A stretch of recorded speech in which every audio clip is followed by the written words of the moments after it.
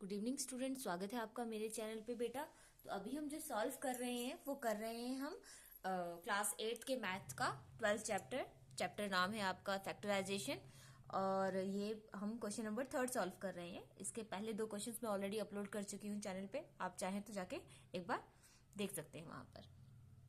चलिए, ये क्वेश्चन आपका क्या बोल रहा है बेटा, ये भी वही फैक्टर आपको निकालने हैं, तो इसको हम फैक्टराइज करेंगे। तो ये कैसे करेंगे जरा ये देखो, वहां पे हमने 2-2 टर्म्स किए थे, अब हम इसमें 4-4 टर्म्स का कर रहे हैं।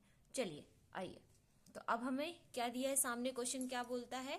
क्वेश्चन कह रहा है आपका कि आपको x² plus XY plus 8x, ठीक है, प्लस 8y है ना। ये क्वेश्चन आपका 4 टर्म्स का क्वेश्चन बन रहा है। अब आपको क्या करना है कि इसमें फैक्टर निकालने हैं। हम वहां पे एक एक का निकालते थे, अब यहाँ पे देखो कि कैसे निकलेंगे। तो उसके लिए आपको सबसे पहले ध्यान देने की जरूरत है कि आपके जो टर्म्स हैं उनमें कुछ कॉमन होना चाहिए। अगर आपके जो टर्म्स हैं उनमें कुछ कॉमन होगा तभी तो फैक्टर निकलेगा। तो देखो, अगर ये मेरे सामने 2 आ रही हैं, पहले मैंने इन दोनों को देखना है। तो ये अगर आ रहा है तो क्या है, ये भी x है, ये भी x है।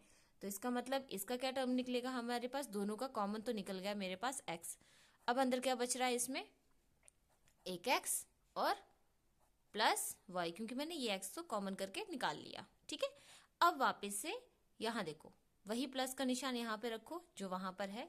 उसके बाद अब देखो कि इन दोनों में क्या कॉमन है, 8 कॉमन है।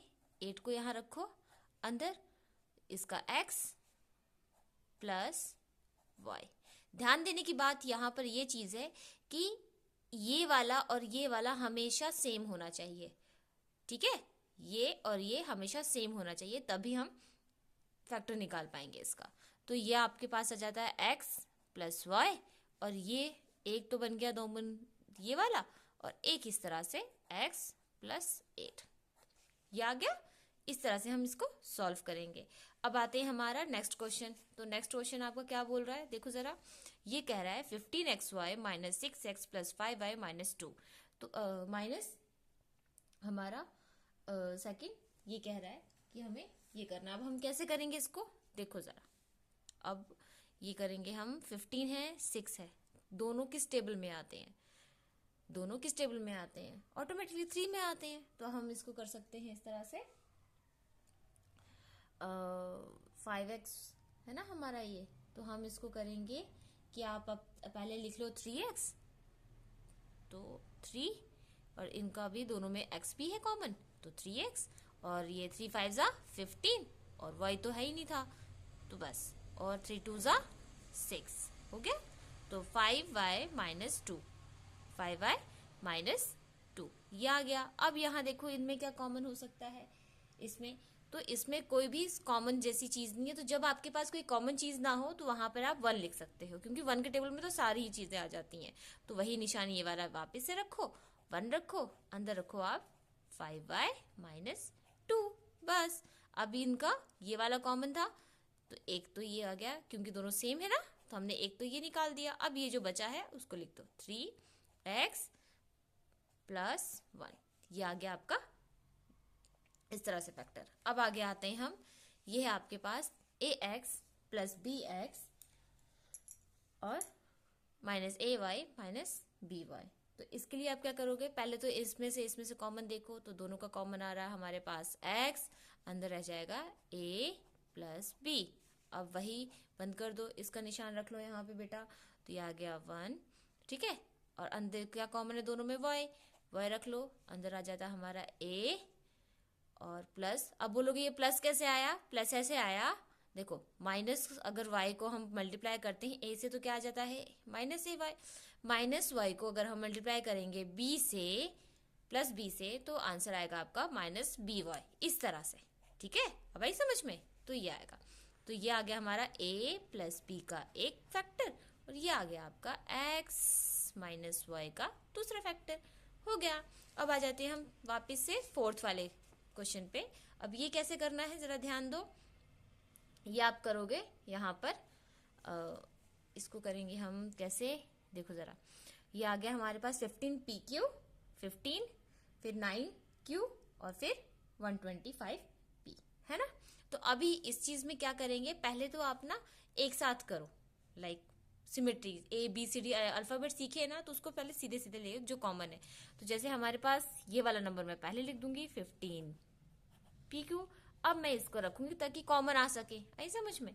तो अब हम इसको रखेंगे प्लस, हमारे पास आ जाता है 25P। 1 नहीं था बेटा, 25 है, तो 25P। ओके, बाकी अब हमारे पास क्या आ जाएगा आगे, प्लस 9Q और फिर लास्ट में नंबर।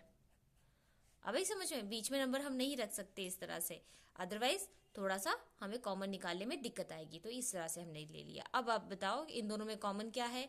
इन दोनों में एक तो 5 के टेबल में दोनों आते हैं, तो हाँ हम 5 लिख देते हैं। दूसरा इसमें P भी दोनों में कॉमन है, तो P निकाल दो। अंदर क्या बचेगा, 5 3 जा 15 और ये Q प्लस 5 है ना, आ जाएगा 5 5 जा, इस तरह से। अब आगे आते हैं हम यहाँ पर, इन दोनों में क्या कॉमन है, निशान यही रखो अपना प्लस का। तो ये आ जाता है हमारा 3 के टेबल में आ जाएगा, आएगा कि नहीं आएगा, है ना। तो 3 जा, तो ये आ जाता है हमारे पास 3 3 जा 9 और Q प्लस 3 5 जा 15। देखो 3Q 3Q सेम आ गए, 3Q प्लस 5 और 5P प्लस 3। देखो इस तरह से हुआ। अब हम आते हैं इस वाले क्वेश्चन पे। ये है हमारे पास Z minus 7 plus 7XY minus XY Z।